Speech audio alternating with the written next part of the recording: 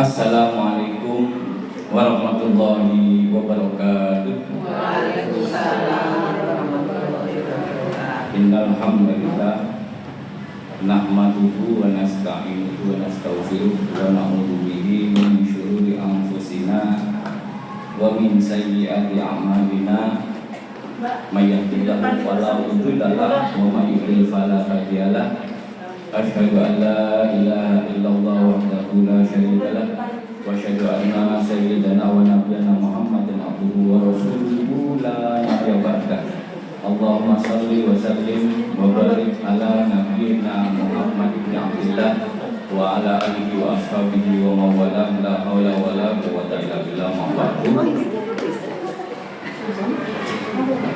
Yang saya hormati Gubernur beserta seluruh jamaah Raudatul Majlis Ta'lim Baitul Ilmi yang berbahagia, marilah kita bersyukur kepada Allah Subhanahu wa taala minimal dengan ucapan alhamdulillah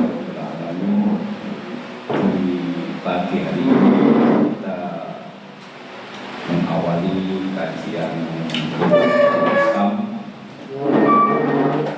Semoga apa yang kita peroleh nanti manfaat dan barokah yang dapat kita amalkan, kita realisasikan dalam kehidupan kita sesuai dengan kadar dan kemampuan kita. Semoga Allah membimbing kita dan menunjukkan kita selalu berada di jalannya. Amin.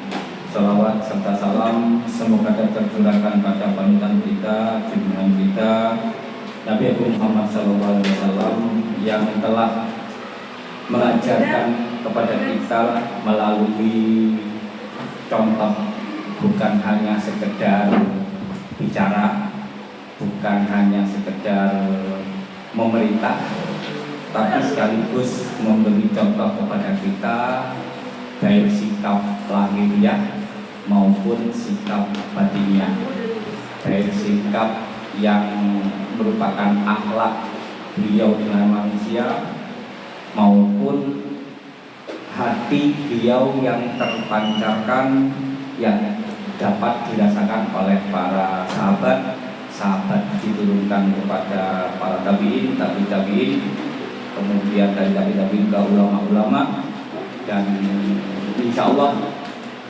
kita semua bagian dari hidup Rasulullah, karena berilmu itu harus bersama. Berilmu itu bukan hanya sekedar referensial.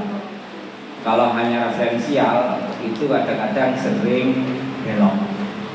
Jadi berilmu hanya sekedar referensial, baca buku, itu sering terjadi pembelokan yang dibelokkan oleh setan dengan logika setan. Jadi sebelum masuk ke Alkitab ini,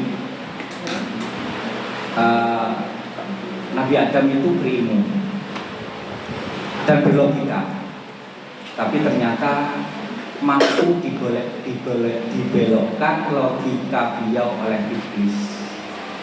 Mampu, sehingga memang yuwas visu-visu itu yang paling ngeri. Oleh karena itu ilmu ini memang harus bersama tadi dari Rasulullah ke sahabat ke tabiin, ke ulama, kemudian ke kita, saya ke guru saya, kemudian saya menyampaikan. Ini bukan hanya sekedar referensial. Kalau hanya saya sekedar menyampaikan, saya baca buku, saya baca kitab, kemudian nggak ada yang dicontoh, nggak ada ruh yang diperoleh dari guru saya, itu percuma. Sehingga ada ruh yang saya terima. Ruh ini merupakan ya sesuatu yang nggak bisa digambarkan, sesuatu yang nggak bisa dibicarakan. Jadi ketika guru menyampaikan satu ilmu sekaligus memberi contoh, ruh sudah tertanam di dalam diri kita, sehingga kita bisa merasakan pancaran ilmu seperti Rasulullah memancarkan cahaya ilmu beliau lahir batin kepada sahabat dan seterusnya. Ini oleh karena itu nanti kita dalam mengaji hikam sering kadang-kadang kalau logika kemanusiaan kita sering kadang-kadang kok gitu ya. Logika kemanusiaan kita yang logika nafsunya, logika manusia itu lagi logika nafsu, itu sering mengalami kok gitu ya. Maksudnya kok gitu, kok berat dan macam-macam, kok manusia kok intinya kalau kita belajar hikam, kita nggak boleh bekerja, nggak boleh melakukan aktivitas seolah-olah gambaran kita itu seolah-olah pokoknya kepada Allah semua. Ini yang menjadikan harus ada ngaji, harus ada murabbi sebutannya. Kalau di sini bahasa sekarang murabbi atau yang membimbing. Oleh karena itu saya sampaikan awal di kajian Al-Hikam ini, yang pertama dasar awal Syekh Ibnu Athaillah As-Sakandari menulis Al-Hikam ini, dasar awalnya surat Al-Anfal ayat 1, 2, 3 sampai 5. Ulai kahumul mu'minuna haqqo, itu ya dari ayat kelima. Jadi dasar awalnya surat Al-Anfal ayat 1 sampai 5. Sehingga beliau dari ini kemudian minta bimbingan Allah menulis kitab Al-Hikam seolah-olah bukan wahyu kalau sebutannya, namanya kalau ke para ulama atau ke para wali ilham. Ditulis seolah-olah inilah tulisan ini tidak berdasarkan nafsu. Sama ketika Imam Nawawi, salah satu Imam Nawawi ngarang kitab Riyadhus Shalihin, ngarang kitab hadis maupun ngarang syarahnya Sahih Muslim, itu beliau itu kalau saya nulis buku itu masih cari kitabnya, buka, dalilnya ini. Kalau beliau mengalir seolah-olah memang dituntun oleh Allah, hadisnya sudah hafal di sini, bukan di sini. Jadi hadis, ayat hafalnya di sini. Kalau hafal di sini masih cari-cari, saya bingung, wah ini ayatnya berapa. Nah inilah beliau para ulama yang melakukan melakukan proses ruh yang ditransformer ke bentuk tulisan. Jadi Ibnu Athaillah As-Sakandari ini berdasarkan awalnya surat Al-Anfal 1 sampai 5. Kemudian yang sebelum saya lanjutkan, nanti lupa karena kita bertemu sudah berapa kali, itu pasti banyak salah. Pasti banyak salah. Kemudian meskipun ini tradisi di Indonesia, sebenarnya minta maaf itu setiap kali bertemu minta maaf. Sebenarnya itu. Kalau perlu setiap hari minta maaf. Karena apa? Kita bagaikan piring itu ngambil satu aja mesti bunyi. Apalagi piring dirak ngambil asal nggak pecah, tapi itu bagian dari gesekan kita. Kalau Imam Syafi'i itu ya udah Imam Syafi'i itu memberi contoh kepada kita. Ketika Bapak Ibu masih ada, beliau tiap sore, jadi zikir pagi dan sore ditambah minta maaf terutama sore. Jadi sebelum ada kali sobah atau pertengahan atau sebelum memulai ada sobah, kadang-kadang zikir pagi, khususnya zikir sore. Kalau asarnya awal otomatis zikirnya kan biasanya menjelang zikir sore itu Imam Syafi'i masih minta maaf kepada Bapak Ibu. Nah, tiap hari kita kan nunggu setahun sekali. Ya, tapi nggak apa-apa karena ini penyempurnaan ibadah Ramadan kita, dan insya Allah tidak bid'ah, insya Allah nggak bid'ah. Karena bagaimanapun minta maaf nggak ada yang bid'ah, minta maaf nggak ada yang bid'ah. Tapi ya tadi jangan terfokus setahun sekali. Sekiranya ada sedikit ganjalan di hati, minta maaf. Oleh karena itu saya sebagai pribadi yang jelas manusia yang nggak terlepas dari salah, mungkin saya sampaikan membuat ibu-ibu bingung, ya saya mohon maaf yang sebesar-besarnya. Mungkin yang saya sampaikan ada yang menyinggung, mohon maaf yang sebesar-besarnya, dan mohon kita semua saling memaafkan. Semoga Allah juga ketika Bapak ibu-ibu semua memaafkan, insya Allah pasti Allah akan mengampuni dosa-dosa kita. Amin. Bismillahirrahmanirrahim. Di bab awal Min alamatil iktimadi alal kamali nuqsanur rajai inda wujudiz zalali. Kitab satu ini tanda-tanda seseorang itu bergantung dengan amalnya.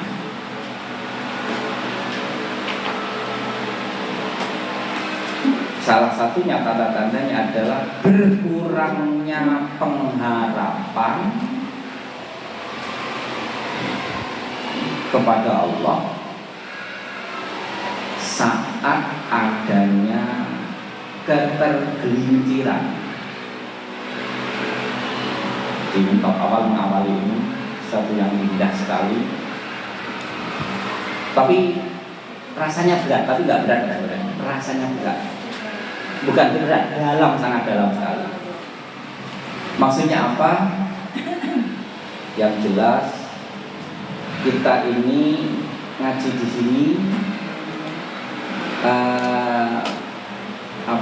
jangan mengandalkan nanti saya ngaji setelah itu saya dapat pahala, jangan. Kita sholat, saya ini gini. Sebelum saya masuk lebih dalam, jadi belajar tauhid itu bagaimana benar-benar semakin dalam kita menauhidkan Allah, itu tujuannya adalah semakin melepaskan kita sebagai manusia, melepaskan diri kita sebagai manusia, tetapi sebagai hamba Allah, bukan manusia tapi sebagai hamba Allah. Karena apa? Manusia itu innal insana lafi khusrin. Kalau namanya manusia itu pasti rugi terus. Maka kita menjadikan diri kita sebagai hamba Allah, bukan manusia. Bukan manusia namanya. Kenapa? Karena jadi pada dasarnya kita ini benar-benar wayang. Benar-benar wayang, sutradaranya dalamnya hanya Allah. Wayang itu benda mati. Pada dasarnya kita dari depan Allah adalah al-mayyit, mati. Al-hayyul qayyum hanya Allah. Jadi kita ini mati. Karena mati pada dasarnya kita adalah bonekanya Allah. Ini atau robotnya Allah. Ini di sini. Sehingga setiap apa yang kita lakukan pada dasarnya nggak ada apa-apanya. Jadi sebenarnya ini logika. Kalau logika syariat menolak. Jadi Rasul itu dalam menyampaikan kepada sahabat melihat kalau sahabat level atau pemikiran pedagang boleh. Jadi ikhlas itu ada salah satunya yang namanya ikhlas ini ikhlas atau seorang dalam beribadah kepada Allah, ada ibadahnya seorang hamba, ada ibadahnya seorang pedagang. Dan boleh, tidak dosa, tidak ada dosa. Jadi kalau tidak mengikuti al-hikam enggak dosa. Asal syariat diikuti ya. Asal syariat diikuti tapi tidak hakikat belum mampu mengikuti, tidak dosa. Hanya penyempurnaan syariat kita jika realisasi tauhid kita semakin dalam. Jadi yang dosa itu jika meninggalkan syariat. Saya belum mampu melaksanakan al-hikam, enggak dosa. Jadi contohnya gini tadi, kita sampaikan kita beribadah ini jangan mengandalkan ibadah kita. Meskipun di Al-Quran menyebutkan contohnya, kalau di tentang tahajud surat Al-Isra ayat 81 dulu, wa minal laili fatahajjat bihi nafilatan lak asa ayyab'atsaka rabbuka maqaman mahmuda, sebagian dari malam maka tahajudlah Maka dengan tahajud semoga Allah bisa mengangkat derajatmu derajat yang mulia. Harapan kita agar kita sukses tahajud. Makanya salah satunya dulu Ustaz Yusuf Mansur itu dalam memotivasi orang agar sukses tahajud, salah satunya gitu kan.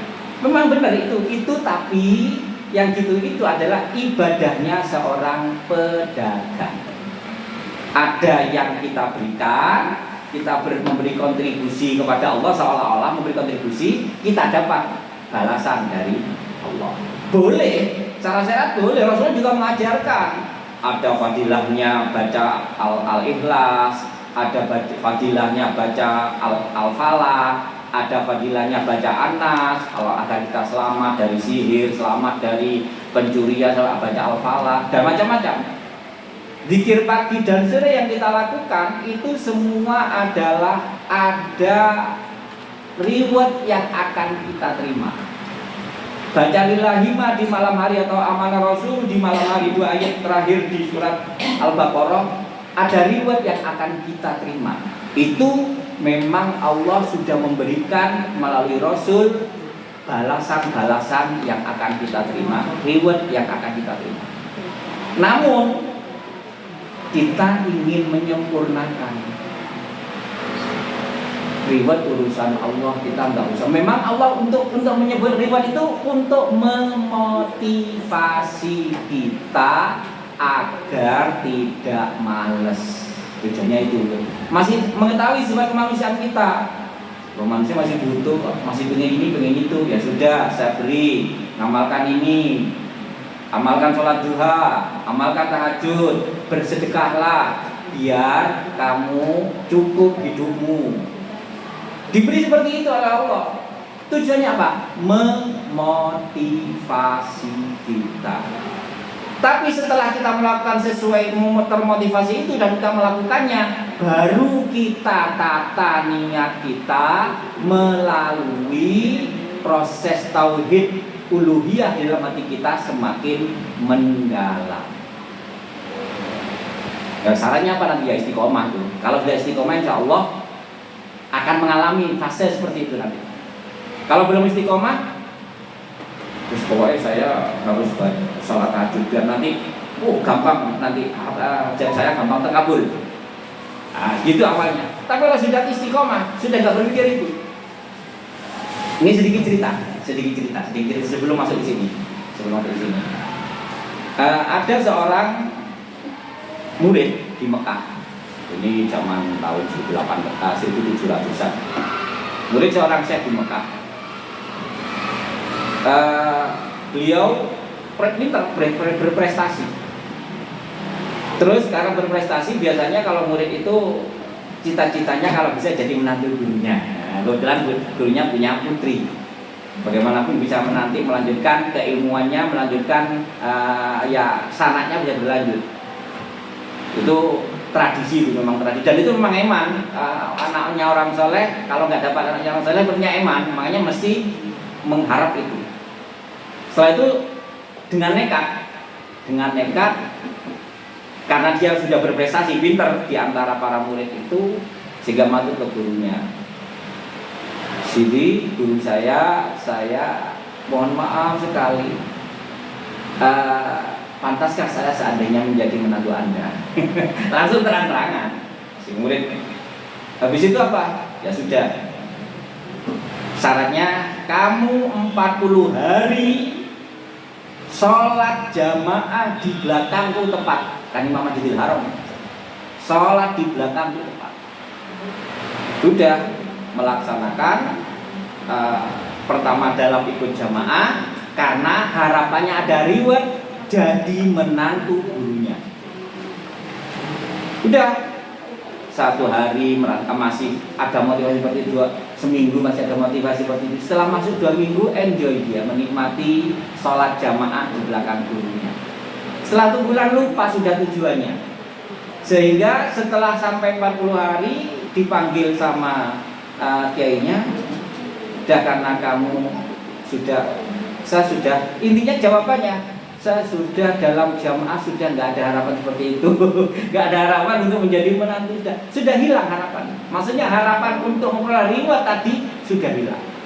Nah ini yang kita tata.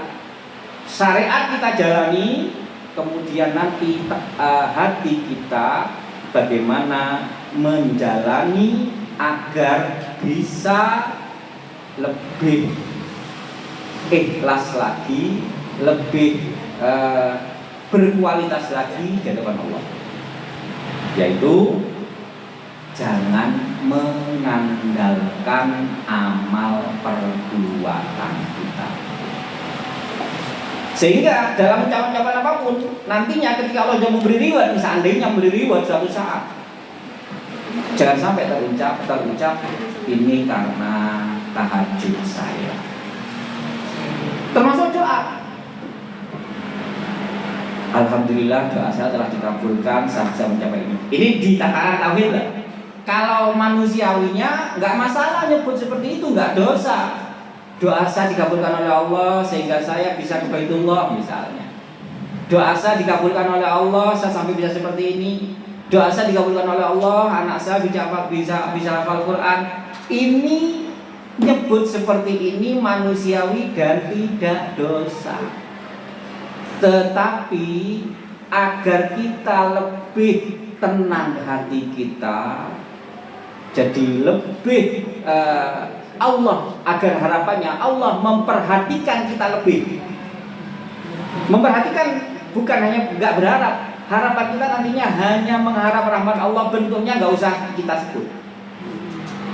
Harapannya kita hanya ingin mencari perhatian Allah. Jadi semua yang diharapkan kembali pada Allah. Jangan karena doa saya. Benar doa bagian dari kewajiban kita, tapi menyebutkan ada sayanya. Ini karena doa saya. Oh ini karena saya dulu rajin tekun sehingga Allah memberi reward seperti ini. Oh saya karena istiqomah salat duha sehingga Allah memberikan kemudahan segalanya kepada saya. Ini boleh, di hadapan Allah boleh menyebutkan seperti itu maksudnya. Kalau di hadapan manusia dia bisa sombong. Biasa seperti ini ya karena saya istiqomah duha, itu bisa sombong. Di hadapan Allah saja menyebut seperti itu bagi Allah masih kurang. Kenapa? Karena sebenarnya semua yang kita lakukan semua atas karunia Allah. Kita bisa datang ke sini, Allah melangkahkan kaki kita dengan mudah. Tadi kita sholat subuh berjamaah, Allah memudahkan kita untuk bangun. Bukan kita. Jadi tujuan keimanan kita bukan mengakui tak iman, tapi iman itu diberi oleh Allah, Allah yang mengimankan kita. Ini tujuannya. Makanya tidak boleh kita bergantung kepada amal kita. Kalau sudah bergantung pada amal kita ini, dirinya, maka ketika kita tergelincir, mesti harapan pada Allah sudah berkurang. Waduh saya lupa bangun kesiangan. Biasanya saya sholat subuh 4:30 misalnya. Tadi kesiangan jam 5. Ini tergelincir sedikit kan ini? Anggap tergelincir sedikit. Ini sudah ada sedikit perubahan ya Allah. Seolah-olah berkurang harapan kita pada Allah. Gak boleh sebenarnya. Tetap kita bangun kebetulan jam 5. Memang Allah yang kebetulan bangun kita. Kita gak boleh berkurang harapan kita pada Allah. Tetap mengharap terus Allah kita nyari. Allah yang berikan saya. Bukan karena saya istiqomah sholat subuh atau istiqomah sholat subuh di awal. Bukan karena saya istiqomah itu bukan. Tapi Allah yang memberikan kepada. Jadi bergantungnya kepada Allah, nggak boleh kepada yang lain. Jadi bergantungnya hanya kepada Allah, bukan kepada amal kita. Kemudian ini dalam hal ibadah masih. Apalagi urusan dunia. Urusan dunia, wah ini akibat saya berprestasi dulu, sekolah saya ranking, kemudian saya kuliah cum laude, kemudian masih S2 cum laude, S3 cum laude, saya berhasil seperti ini karena memang prestasi saya. Kalau sampai seperti itu, urusan dunia disebut sombong. Semua karunia Allah. Makanya kadang-kadang banyak orang yang menyombongkan diri karena karunianya. Karena apa? Karena prestasinya umumnya nggak panjang. Banyak itu. Karena apa? Karena Allah nggak suka seperti itu. Kembalikan lagi semua karunia Allah, termasuk urusan akhirat, urusan ibadah. Nggak boleh mengandalkan, nah ini berkat saya nggak bisa. Nah, dari sini jika ada seperti itu, terkena halangan sedikit, biasanya langsung stres, down. Kena musibah sedikit, gara-gara ini contoh. Setelah istiqomah tahajud diberi ujian. Kalau ini bergantung pada amal ya, ujian sakit, kemudian setelah diberi ujian sakit kok agak lama sakitnya, akhirnya pasti berkurang tahajudnya. Ini berarti bergantung kepada amal, bergantung pada perbuatan kita. Ini begitu pula jika seseorang sudah bergantung kepada amal, tiba-tiba karena kebetulan pas lewat dunia pekerjaannya nggak bisa menuntut harus seperti itu, kemudian terbentur pada kemaksiatan sedikit misalnya atau agak banyak sedikit, pasti setelah itu ibadahnya berkurang. Makanya salah satu penyebab itu orang nggak bisa tahajud itu salah satunya karena dosa dilakukan. Nah itu sebenarnya terjadi karena masih bergantung kepada amal yang telah dilakukan, sehingga ketika tergelincir ke arah dosa, amalnya berkurang sedikit. Memang efek. Makanya tidak boleh di sini secara hakikatnya tidak boleh bergantung kepada amalnya. Jadi di bab pertama ini apa bisa nanti? Nah ini yang saya jelaskan melalui surat Al-Anfal ayat 1 sampai 5 ini yang memproses kita bisa seperti ini. Memproses kita seperti ini. Jadi gambaran kita yang saya memang mulai dulu tujuan tahajud saya biar saya jadi orang sukses kok. Ini kan kalau saya gemar bersedekah biar nanti saya menjadi lebih kaya. Saya melakukan ini biar nanti ujung-ujung benar biar nanti memperoleh surga misalnya. Nggak apa-apa, seperti itu boleh. Jadi memang tingkatan ikhlas itu yang pertama, dan kalau dihitung pahalanya paling sedikit. Tetap dapat pahala tapi nggak dosa. Yang dosa itu jika beramal agar karena nggak enak dengan suami, beramal karena mertua saya orang soleh, beramal karena lingkungan saya tetangganya soleh-soleh semua sehingga saya itu beramal. Itu yang nggak boleh. Karena apa? Karena manusianya, karena nggak enaknya, karena macam-macam lah, karena yang tendensinya kemanusiaan. Kemudian yang dimaksud ikhlas itu gimana? Al-amalu li ajlillah, beramal karena Allah, ada tingkatannya. Yang pertama adalah beramal karena Allah agar Allah memberikan kemuliaan dan keselamatan kita di dunia. Boleh dan dapat pahala meskipun pahala minimal 10 kali lipat. Pahala minimal itu memang Allah sudah menjanjikan pahala minimal kita setiap kebaikan kita adalah 10 kali lipat. Ini pahala minimal. Sehingga benar siapapun itu ketika beramal harapannya agar dengan amal tersebut dunianya selamat, lebih mulia, diberi oleh Allah. Ini masih nih. Dan amal ini khususnya pada orang muslim dapat pahala. Yang tidak non muslim, yang non muslim pun itu diberi reward. Ya contohnya yang ketika lihat Bill Gates. Contohnya Bill Gates. Bill Gates itu memang dari awal dia seorang perakit komputer biasa, zaman tahun 60-an itu. Menemukannya misalnya merakit komputer ya, itu kan komputer biasa. Tapi dia memang sebelumnya mengeluarkan 10% dari setiap kali memperoleh hasil. Sehingga rewardnya Allah memberikan reward di dunia saja 10 kali lipat. Terus setiap kali mengeluarkan 10 kali lipat sehingga bisa berkali lipat, sehingga Allah memberi menjadikan dia sekarang menjadi salah satu orang yang terkaya di dunia. Ini contoh itu. Lah kita ibadah karena itu hanya memang asal harapannya pada Allah, meskipun masih harapan dunia boleh, meskipun pahalanya minimal 10 kali lipat, masih menghadap pahala, boleh, tidak dosa. Yang kedua, khauf, berharap atau beramal karena Allah, karena khauf, takut akan siksa Allah. Ini tingkatan yang kedua.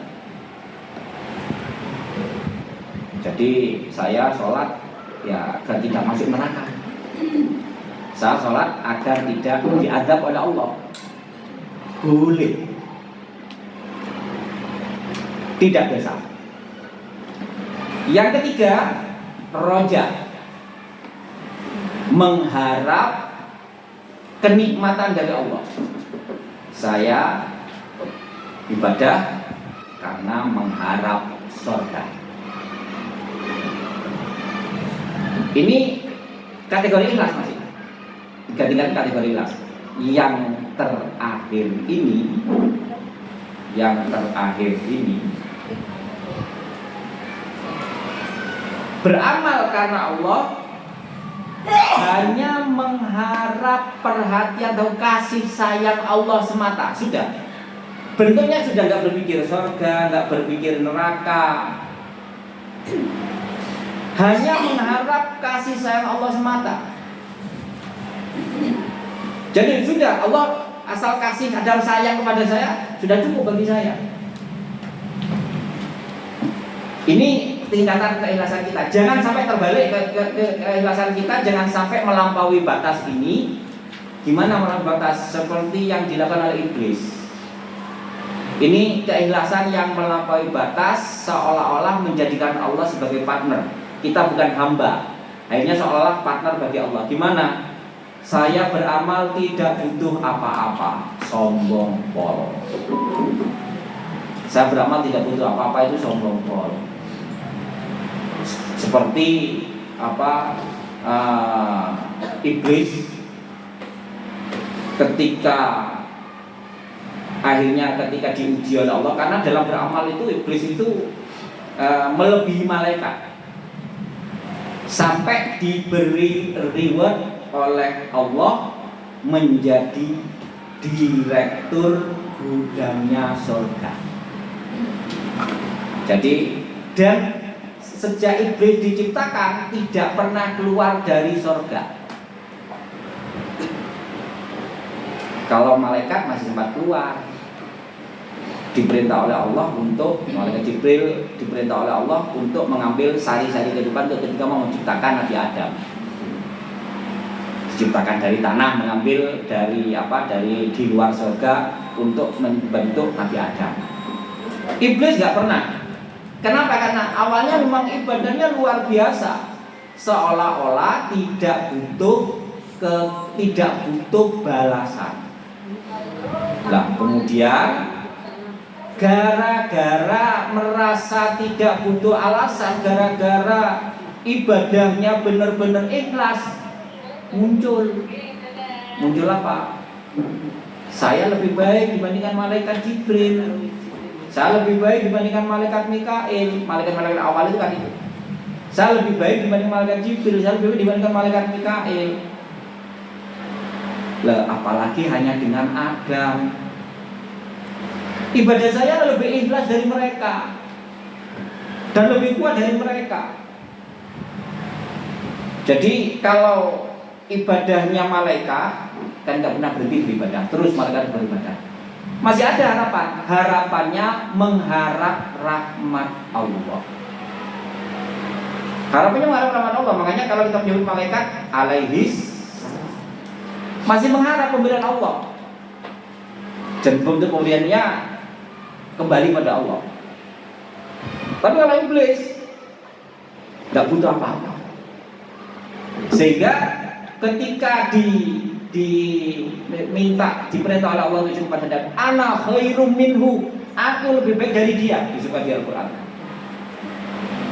Dia beribadahnya masih mengharap. Saya tidak ada harapan, itu yang salah. Jadi mohon pengertian ikhlas 4 penetoknya paling tinggi 4 tadi. Yang paling tinggi tadi hanya mengharap kasih sayang Allah. Lainnya apa di bawah itu masih boleh. Nah ini bagaimana ibadah kita bisa sampai seperti itu? Tetap melalui proses. Yas'alunaka 'anil anfal qulil anfalu lillahi war rasul fattaqullah. Proses menuju hati yang penuh dengan keyakinan kepada Allah dan ketawakalan kepadanya dalam segala bentuk urusan termasuk ibadah kita. Jadi ibadah kita sudah ditawakalkan kepada Allah. Kita hanya mengharap rahmat Allah, sudah hanya mengharap kasih sayang Allah. Kemudian ibadah kita tidak sudah kita nafikan. Maksudnya kita nafikan gini. Jadi ya Allah, saya beribadah kepadamu karena memang hanya ingin mengharap kasih sayangmu, melaksanakan perintahmu. Engkau memberi apa terserah. Namanya ibadah kita ini tidak bergantung kepada ibadahnya, hanya bergantung kepada Allah. Saya ibadah karena pertama mengharap kasih sayangmu, yang kedua karena melaksanakan perintahmu, yang ketiga engkau sendiri juga yang menyebabkan aku ibadah. Prosesnya melalui takwa kepada Allah. Fattaqullah, bertakwalah kepada Allah. Bertakwanya ya nanti prosesnya. Karena apa? Karena banyak pemahaman di sekitar kita. Ada komunitas Ar-Rumi, ada Islam sejati. Memahami seperti ini karena tidak mengetahui dasar awalnya. Komunitas Ar-Rumi itu ada di Kediri ada. Jadi mengikuti caranya Ar-Rumi, bahkan yang dimuncul tampakkan hanya tarian Wirlingden itu, tarian memutar itu aja yang akhirnya muncul. Dan akhirnya apa?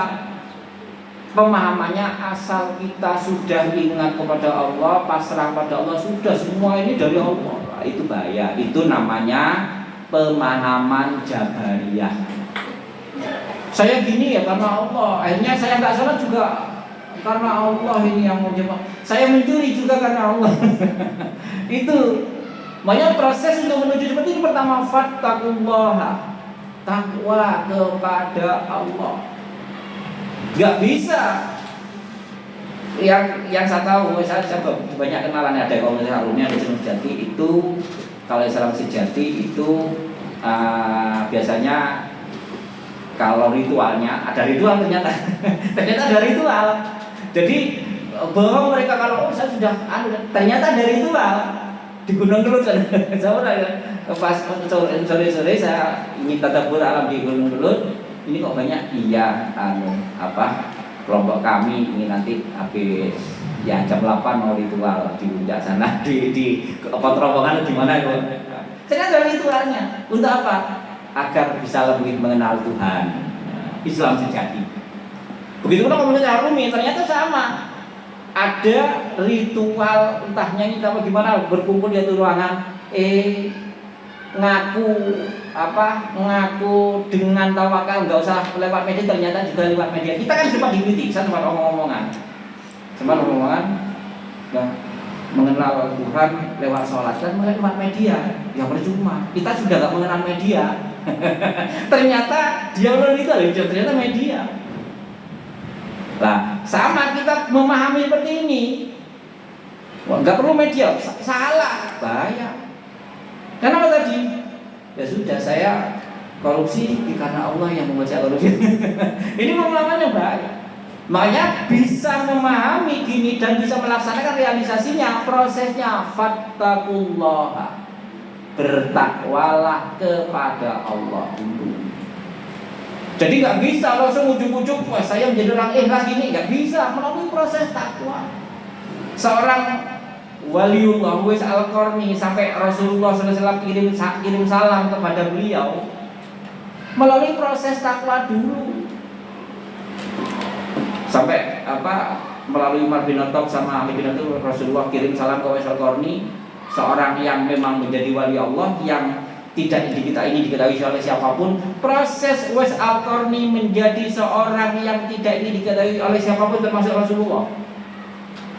Uwais Al-Qarni itu modelnya juga seperti ini yang jadi tidak bergantung pada amalnya, tidak bergantung pada apa saja, sehingga beliau hidup di zaman Rasulullah seharusnya statusnya menjadi sahabat karena tidak pernah bertemu dengan Rasul. Syarat menjadi sahabat itu pernah bertemu dengan Rasul meskipun sebentar. Uwais Al-Qarni nggak pernah bertemu karena tidak ingin hatinya goyang dalam berhubungan kepada Allah.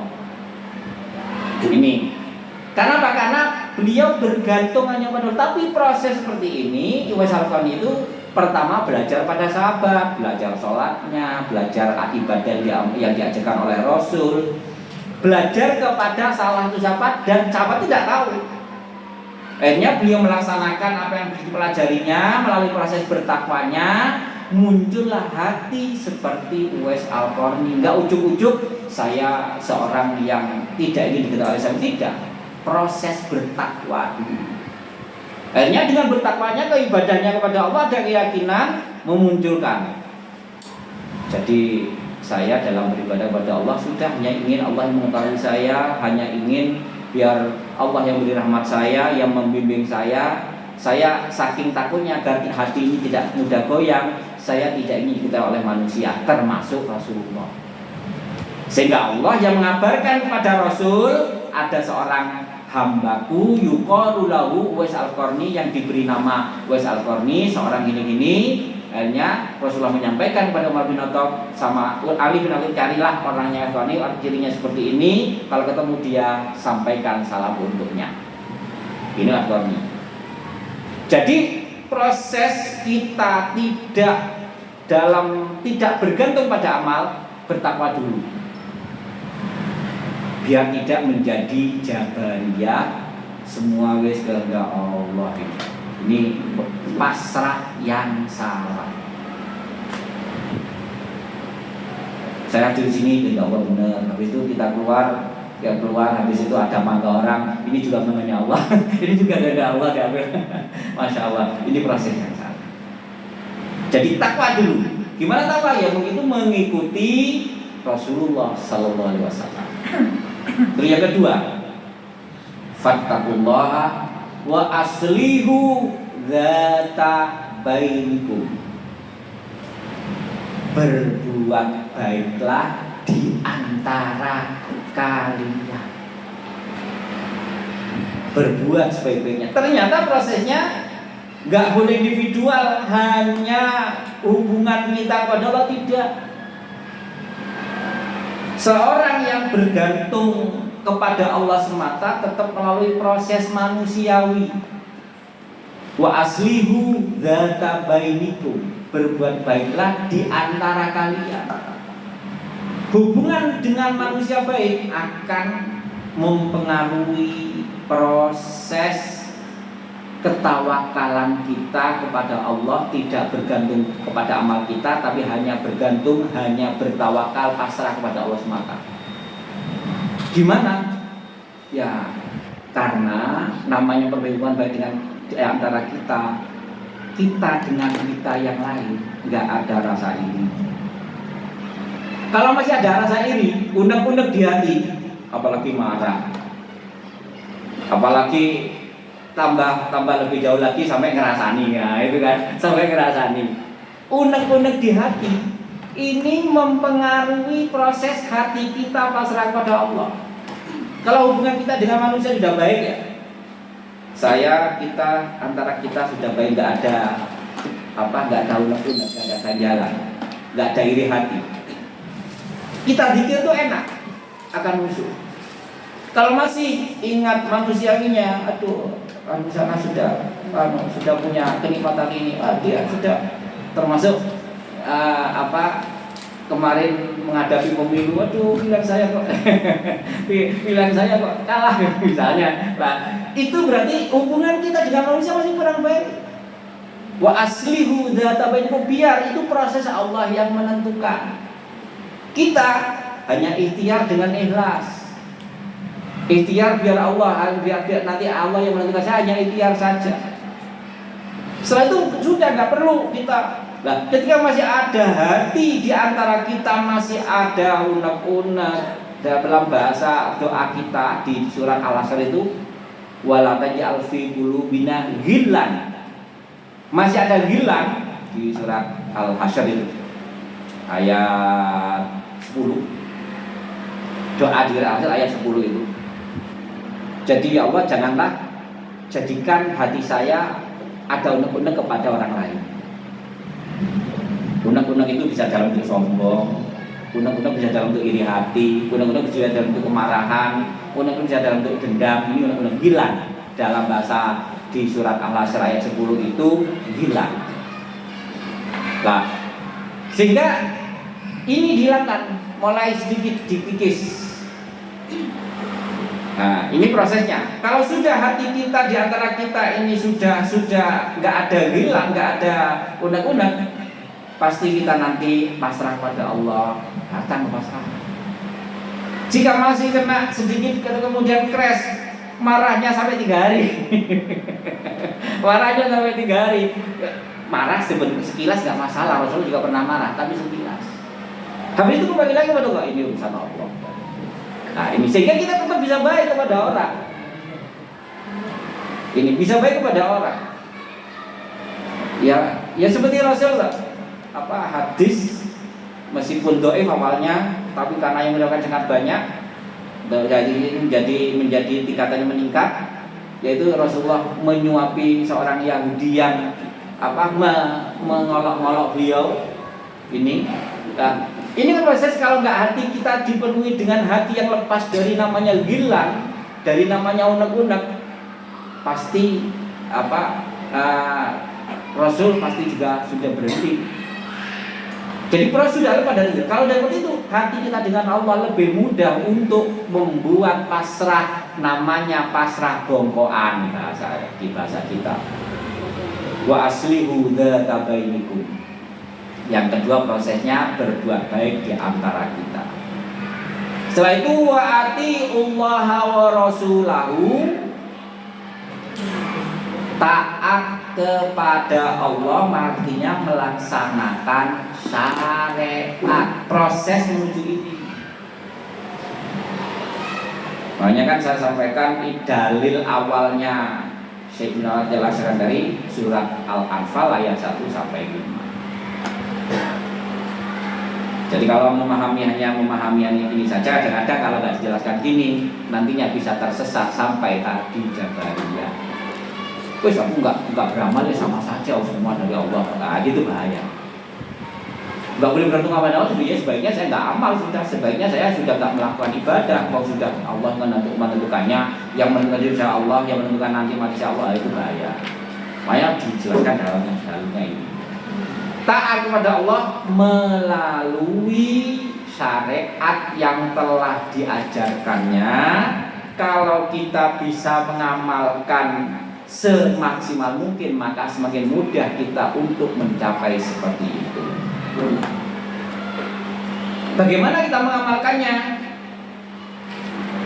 Sabda Rasul, wa ma nahaitukum anhu fantahu, semua yang aku cegah, yang aku haramkan, jauhilah. Ini proses kita untuk menuju ini, tinggalkan semua yang haram.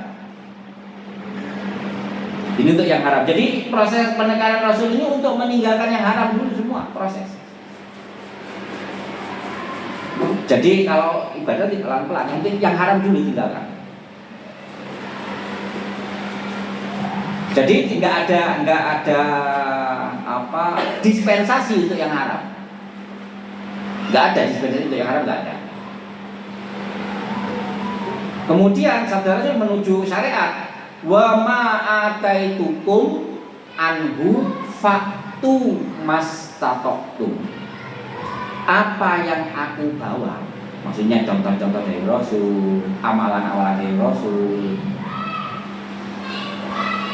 Faktu mastatoktum, laksanakanlah sesuai dengan kemampuanmu. Yang mutlak, tinggalkan yang haram. Rasulullah nggak ada toleransi, yang haram nggak ada toleransi. Karena yang takut bagaimanapun itu larangan Allah, nggak ada toleransi. Dosa ya dosa. Tapi untuk pelaksanaan kewajiban kita, Allah Rasul masih mentoleransi. Contoh, sholat 5 waktu dalam perjalanan ada dispensasi. Sholat, sholat kalau kita agak terburu-buru, nggak usah baca surah, cukup surah Fatihah, ruku, baca subhanallah wa bihamdika, nggak usah itu, alhamdulillah nggak usah, langsung iktidal. Artinya jika sesuatu yang dilakukan oleh Rasul, ikutilah sesuai dengan kemampuanmu. Tapi untuk sesuatu yang diharamkan, nggak ada toleransi. Ini sehingga yang dicarain sama oleh Imam Ghazali, takholli bahasanya. Yang diharamkan sudah, tinggalkan semua dulu. Kemudian pelan-pelan ikuti Rasul. Dan dalam mengikutinya ya pelan-pelan, mengikutinya dimulai dari yang mudah kita lakukan, yang bisa kita lakukan, sampai akhirnya kita bisa menuju lebih jauh yang sampai mati kematian kita, insya Allah kita masih paling 10 atau 30% mengikuti, seandainya kita berniat. Karena Abu Bakar sendiri masih belum 50%. Abu Bakar sendiri masih belum 50%. Apalagi kita. Tapi kita berusaha terus. Yang diikuti yang jalan Rasul kita berusaha mengikutinya. Dan ini wa Allah wa rasulahu in kuntum mu'minin. Kemudian selanjutnya, setelah proses ini, hubungan dengan Allah baik, bertakwa, dengan manusia baik, kemudian mengikuti syariat kita, dijelaskan. Setelah kamu mencoba lakukan itu, lihat di hatimu dulu. Innamal mu'minuna idza dzukirallahu wajilat qulubuhum. Jadi untuk bisa kita tidak bergantung kepada amal, hanya bergantung kepada Allah, hanya pasrah kepada Allah, jika hati kita setiap menyebut nama Allah, setiap mendengar asma Allah disebut, seperti grogi, seperti kita bertemu dengan pasangan kita di awal, grogi. Jadi bertemu ya, kalau awal bagaimanapun, awal mau ijab nikah itu rasanya grogi kan, itu kan. Nah, jika setiap kita berzikir hati kita bergetar, setiap kita mendengar asma Allah hati kita bergetar, ini ciri nanti bisa merasakan seperti ini. Tapi kalau masih ada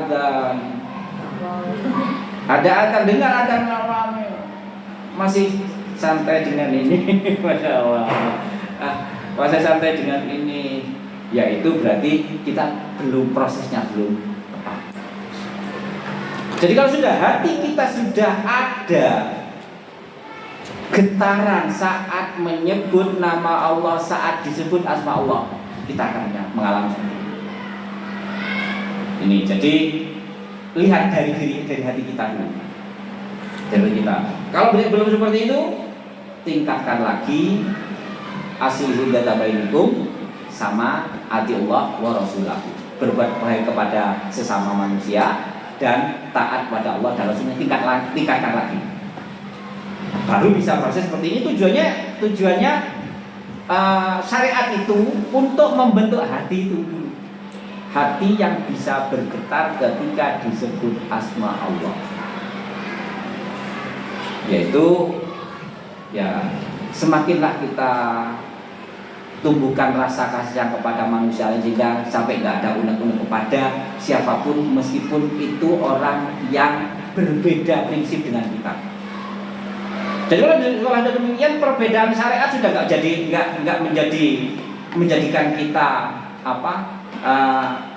terganggu hubungan kita dengan Allah.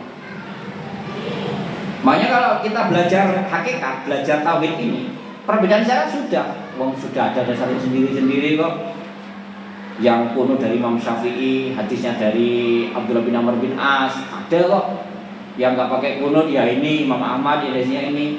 Dari perbedaan syariat yang ada itu semua ada dasarnya dari Rasul, sehingga sudahlah, nggak usah sampai menjadikan hati kita nggak cocok dengan si dia.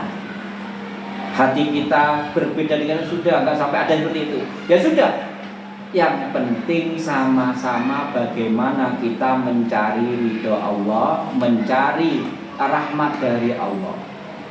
Tujuannya itu, jalannya masing-masing, nggak ada jalan kata Roma Irama, banyak jalan menuju Roma. Ada yang lewat Trenggalek dulu, ada yang lewat Surabaya dulu, ada yang lewat Trenggalek, habis itu lewat Jalur Selatan sampai ke Jakarta, baru naik pesawat Jakarta. Mau ke Jeddah sama, ada yang jalur lewat Surabaya, ada yang lewat Semarang, ada jalur lewat Jakarta. Jadi jalan menuju Allah lewat syariat macam-macam, asal jalannya itu manusia, benar manusia sudah hilang karena rasa hilang. Baru nanti hati kita ketika disebut nama Allah, kan hati kita sudah bersih, ketika disebut nama Allah pasti bergetar. Selama masih ada rasa ini kepada orang lain, gimana untuk dengan rasa irinya? Tertutup dengan rasa mangkelnya. Rasa mangkel dikit sudah jenengan ketika marah pada anak, zikir, sholat, konsentrasi nggak bisa khusyuk. Wah, ini sedang kita marah kepada anak, aduh nggak enak, wah anakku kiye, Allahu Akbar, nggak bisa. Jadi hubungan kita dengan manusia berpengaruh jika masih ada hati yang kotor. Ini jadi sehingga untuk membentuk hati bisa bergetar, masya Allah. Ketika coba saat kita pernah pasti merasakan. Jadi saat kita doa, saat kita sholat khusyuk, doa dan benar-benar pernah hadir di hati kita seperti itu. Kira-kira yang ibu rasakan ada terbersih satu orang atau dua orang? Nggak ada. Yang nggak ada. Semua sudah makhluk itu semua sama, nggak ada yang menyebabkan sakit hati kita, nggak ada. Saat kita sudah Allahu Akbar khusyuk, Bismillah, Alhamdulillah, kemudian dia karena udah. Saat kita khusyuk, kita sedang benar-benar bermunajat kepada Allah, benar-benar termasuk dalam doa. Kadang-kadang kita dalam doa saat kita benar-benar menangis pada Allah, lupa namanya manusia sudah. Maksudnya kepada yang pernah menyakiti kita sudah hilang. Nah itu loh maksudnya. Jika hati kita sudah bersih dari namanya sifat satu dengan yang lainnya ada yang nggak enak, pasti kita akan memunculkan getaran di hati kita saat menyebut nama Allah atau disebut asma Allah. Ini maka itu bisa, pasti kita pernah merasakan seperti itu. Biasanya saat butuh berarti hanya butuh pada Allah, lainnya sudah nggak ingat. Hati kita sudah bersih saat butuh pada Allah. Ini wajilat dulu. Yang kedua, yang selanjutnya, cirinya setelah kita takwa kemudian berbuat kepada orang, wa idza tuliyat alaihim ayatuhu zadathum imana. Jika diperdengarkan ayat-ayat Allah, jika dibacakan ayat-ayat Allah atau membaca ayat-ayat Allah, bertambah imannya. Maksudnya gini, kalau secara umumnya kita, apalagi kalau ngaji ini, saya terangkan kan ayat, ternyata ayat Quran itu logis ya. Ternyata ayat Quran ini memang pasti bertambah iman kita. Bertambah, ternyata ayat Quran itu ketika dikupas, digali, berisi sastra yang indah, berisi prosa yang indah, berisi sejarah yang faktual, kemudian berisi hukum yang serba logika, berisi kehidupan komunikasi sosial yang luar biasa. Ini beriman karena diterangkan, dikupas. Yang dimaksudkan di sini buahnya sekarang dikupas saat kita membaca ayat-ayat Allah atau mendengarkan ayat-ayat Allah sedang dibacakan, hati kita dipenuhi dengan bertambahnya keimanan. Ini maksudnya. Kalau tadi hati bergetar, otomatis ketika hati bergetar mendengar ayat Allah sangat senang sekali. Sehingga seolah-olah kalau perlu 24 jam di rumah diputar tartilnya Sesiges. putar terus ya, seolah gitu. Kadang-kadang kita masih kalah sebagian dengan nasyid. meskipun hanya untuk mengantar kita kepada Allah boleh. Yang nggak boleh itu ya sebagai menjauhkan kita dari Allah, mendengarkan disco, koplo. Gitu. Tapi selama ini kembali ke syariat ya, selama nasyid atau lagu itu mengantarkan kita ingat kepada Allah, itu boleh. Tetapi ketika di tataran ini, ngapunten, makanya sebagian kalau teman-teman salafi mengharapkan musik karena akan mempengaruhi ini nanti, mempengaruhi. Nah, jadi tauhid kita akhirnya kita ketika kita masih terlena dengan bagian dari kesenangan dunia, jadi terlena dengan itu, maka pasti akan menyebabkan ketergantungan kita kepada Allah akan berkurang. Akhirnya bergantung kepada amal. Jadi musik kalau tadi namanya salafi mutlak haram karena mengaruhi ini. Ya memang akhirnya apa mempengaruhinya ya iman mereka tergantung kepada Allah berkurang. Akhirnya bergantung kepada amal kita. Kalau sebagian kan dibolehkan asal untuk mengingat Allah. Tapi ketika kembali ke surah Al-Anfal, seolah kalau perlu 24 jam dengan mendengarkan ayat-ayat Allah, hati benar-benar menjadi lebih beriman. Ya kalau jelas kalau lewat ngaji-ngaji pasti dikupas, pasti enggak. Jadi kita berislam ini enggak akan sudah terlepas dari keimanan kita sudah, karena udah yakin mulai cara dulu saya terangkan, mulai cara wudhu, dalam bersosial dan semua Islam mengajarkan sangat kompleks, dan itu yang membuat logika kita menerima dan kita pasti mengerti. Tapi bertambahnya iman ini yang harus kita tingkatkan. Iman tidak semua beriman, tapi peningkatannya ini melalui proses. Nah, kalau sudah bisa hati kita, makanya di ayat kedua ini, kalau hati kita sudah bisa bergetar ketika disebut nama Allah, kemudian ketika ayat-ayat Allah dibacakan, ketika membaca ayat Allah menambah hati kita semakin beriman kepadanya, baru wa ala rabbihim. Ala rabbihim ini ditaruh di depan. Kalau bahasa kita, saya bertawakal kepada Allah, itu umum. Tawakalnya taruh di depan. Jadi kalau bahasanya ya tawakkaluna ala rabbihim, itu umum. Tapi ini dalam ilmu balaghah, bahasanya ilmu sastra Arab, Kenapa ala rabbihim yatawakkalun? Bahasanya liifadatil ikhtisos, yaitu memberikan fungsi khusus. Jadi maknanya hanya kepada Tuhannya, wa ala rabbihim. Jadi maknanya itu ala rabbihim ditaruh depan itu maknanya hanya kepada Tuhannya, kepada Allah. Hanya, ada hanya. Berarti lainnya tidak termasuk dirinya. Hanya kepada Allah ya tawakkalun, memasrahkan semuanya.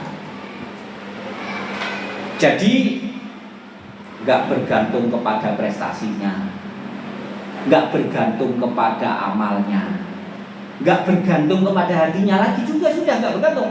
Wong penyebab kita bergantung karena melihat hati. Saya khusyuk ya, saya ikhlas lah.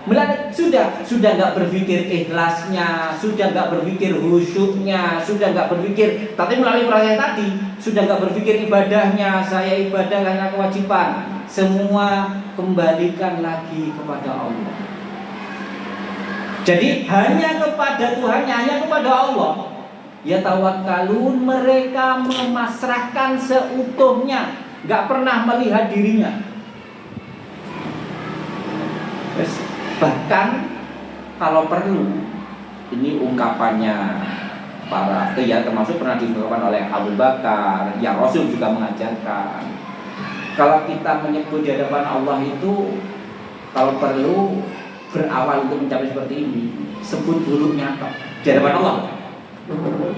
Sebut buruknya, ya Allah, hati saya masih kotor ya Allah, ya Allah.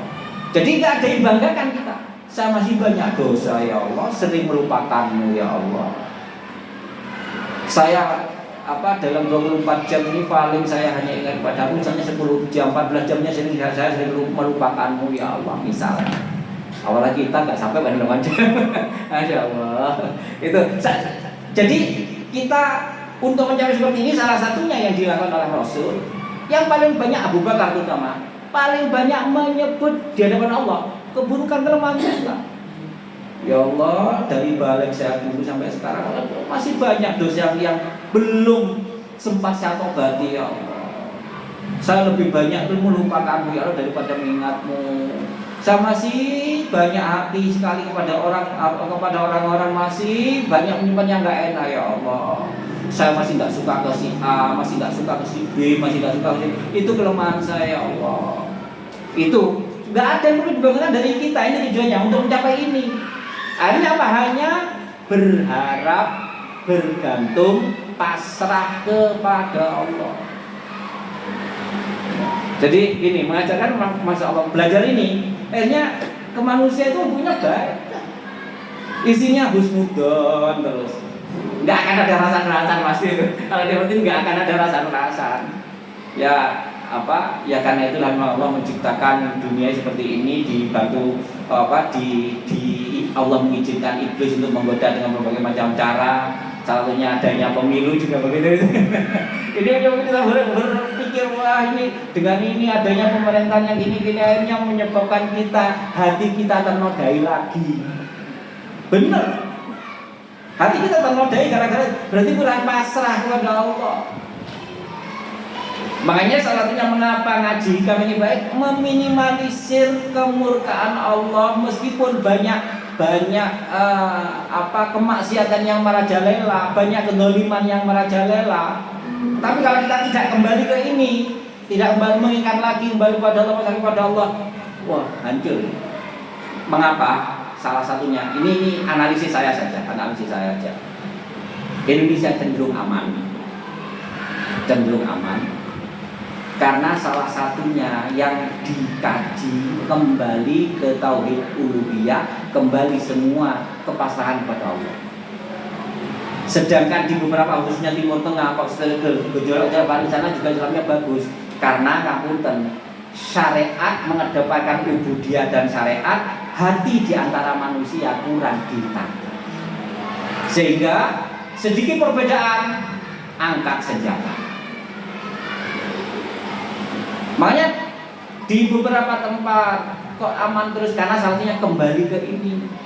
Ya tetap melakukan syariat dilakukan di dunia, tapi dan saya kembalikan lagi pada Allah sudah. Syariat pemilu, syariat macam-macam, syariat untuk memilih satu pemimpin dan macam-macam. Tetapi kembalikan lagi kepada Allah jalannya. Wah, Allah kembali menentukan, kita sudah melaksanakan, berarti Allah belum berkenan. Hilangkan hati yang marah. Ini yang berat, man. Kalau sudah mulai kedoliman ini, kalau ingat kembali ini, masya Allah, guys. Ini. Nanti ada doa Rasul yang harus kita renungkan. Ini ada doa Rasul, dan itu doa biasanya dibaca setelah salat. Dan itu doa memang doa maktubah.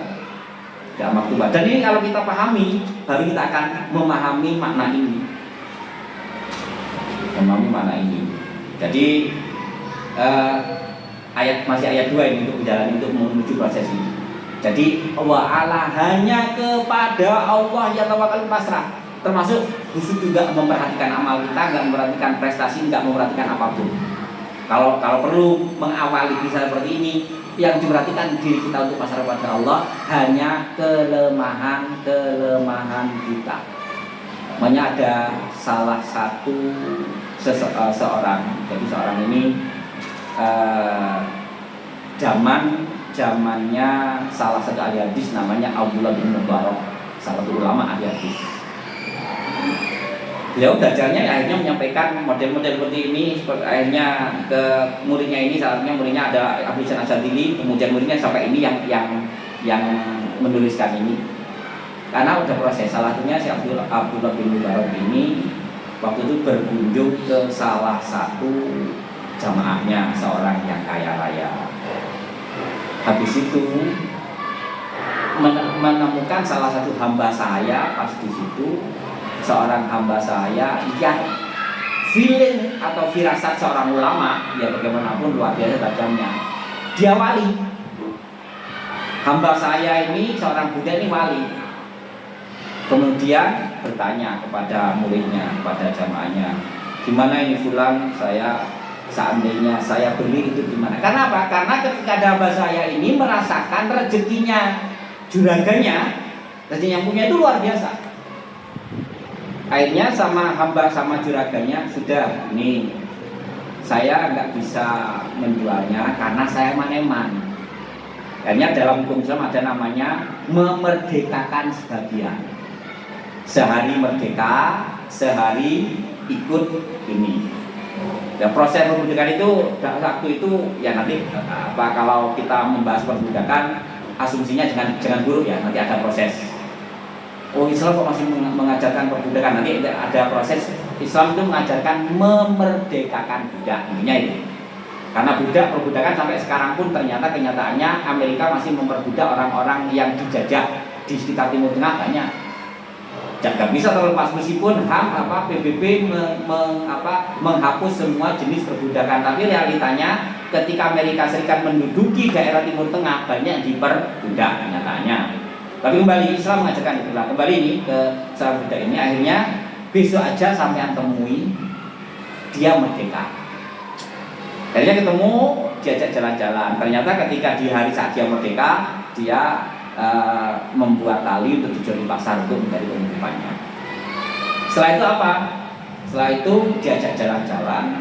Intinya orang ini hanya ketika mengadu kepada Allah, yang diadukan hanya kelemahannya, mengadu kepada Allah. Suatu saat diajak jalan-jalan waktu musim kemarau, terus di Masjidil Haram ini kejadian tahun 900-an berarti, atau 900 Masehi, berarti 200 Hijriah. Jadi di Masjidil Haram diajarkan sholat istisqa. Sudah 3 kali istisqa kok nggak turun-turun hujan. Waktu Abdullah bin Mubarak masuk dari Babu Salam di sholat itu masuk, kemudian bersama ini ikut. Lainnya setelah imam doa, setelah khotib di sana berdoa dan macam-macam kok nggak ada. Habis itu nggak terasa si A ini berdoa, ya Allah, dengan segala kerendahan hati saya, dengan segala dosa saya, kesalahan saya, dan ini melihat keadaan seperti ini, turunkanlah hujan. 2 menit mendung ngumpul. Mendung-mumpul. Artinya yang dilakukan oleh orang ini hanya menyebutkan kelemahannya di depan Allah, nggak pernah menyebutkan kebaikannya, nggak bergantung pada amal, malah menyebutkan kelemahannya. Malah Allah mendengar doanya. Langsung 2 menit berikutnya mendung mumpul di atas Masjidil Haram dan hujan. Wah, oleh Abdullah bin Mubarak, wah gini, Abdullah bin Mubarak semakin kagum. Terus diajak keluar. Setelah lama keluar, habis itu orang ini berdoa, ya Allah, ketika orang sudah berdoa seperti ini, cobalah cabut, gak lama meninggal juga. minta umur yang lebih pendek. Karena memang hati dia sudah luar biasa, sangat dekat, sudah nggak bergantung kepada dirinya sendiri, nggak bergantung, hanya bergantungnya pada Allah. Nah ini contoh. Jadi artinya kita sudah perbuatan kita, ya kalau sekarang masih butuh nggak apa-apa, dan nanti pertama awal-awal syariat kita ya butuh dengan sedekah kita agar nanti dibalas 10 kali lipat. Itu boleh dengan tahajud kita, semoga dipermudah urusan kita, sholat hajat. Tapi kalau sudah nanti suatu saat muncul seperti itu, monggo diikhlaskan. Benar-benar hanya bergantung kepada Allah agar memberikan apapun tanpa melihat amal kita. Nah ini sebagai penutup doa yang diajarkan Rasul, dan ini doa maktubah, doa selesai sholat. Allahumma la mani, pernah pasti dengar ini. Allahumma la mani'a lima a'taita wa la mu'tiya lima mana'ta wa la radda lima qadaita wa la yanfa'u dzal jaddi minkal jaddi. Ini doa setelah sholat, dan ini ada di Maksurat. Ada ini.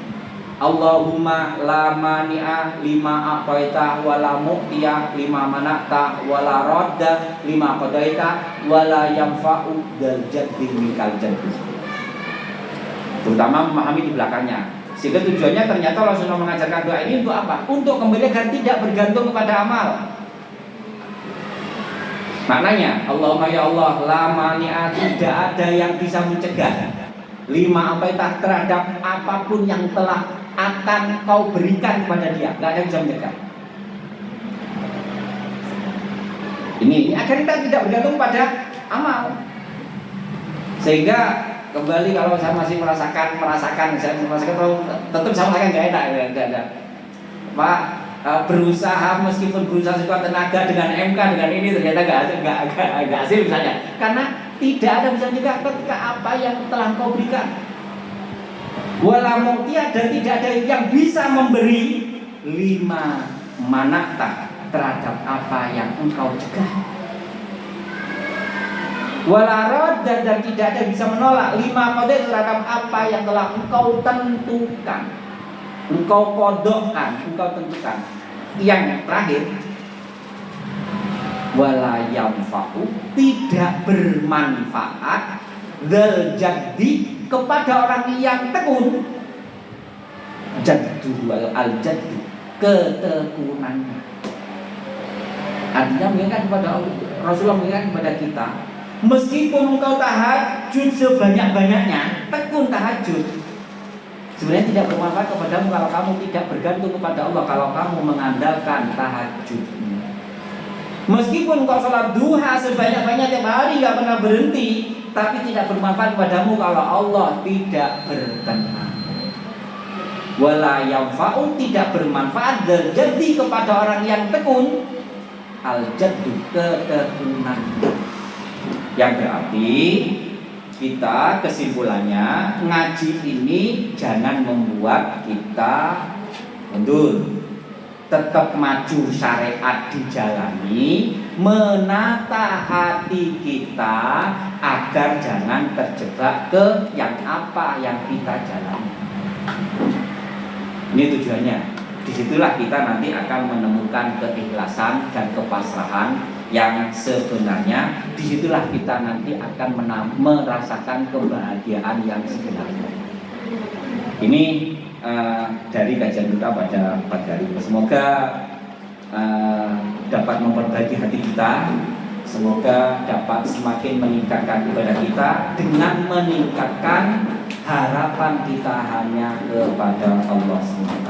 Semoga kita doa dan Sebelumnya saya juga kembali mohon maaf ini yang apa? Kadang-kadang ya tadi ngaji tauhid yang gini ini seolah-olah gak ada gunanya lagi kan, kadang-kadang itu kembali apa yang kita lakukan nggak ada gunanya, bukan, gunanya ada mencuri rahmat perhatian Allah. A'udzubillahi minasyaitonirrajim. Bismillahirrahmanirrahim. Alhamdulillahirabbil alamin. Allahumma shalli wa sallim wa barik ala nabiyyina Muhammad wa alihi wa sahbihi ajma'in. Allahumma rabbana zalamna anfusana wa lam taghfir lana wa tarhamna lanakunanna minal khasirin. Allahumma arinal haqqa haqqan warzuqna ittiba'ah wa arinal batila batila warzuqna ijtinabah. Allahumma ja'alna minal ladzina yastami'una al-qawla fayattabi'una ahsana. Allahumma ahsin akibatana fil umuri kulliha wa ajirna min khizyid dunya wa adzabil akhirah. Rabbana taqabbal wa baina qawmina bil haqqi wa anta khairul fatihin. Rabbana hab lana min azwajina wa dzurriyyatina qurrata a'yun waj'alna lil muttaqina imama. Rabbana atina fid dunya hasanah wa fil akhirati hasanah wa qina adzabannar. Wa sallallahu ala Muhammadin wa alihi wa sahbihi wasallam.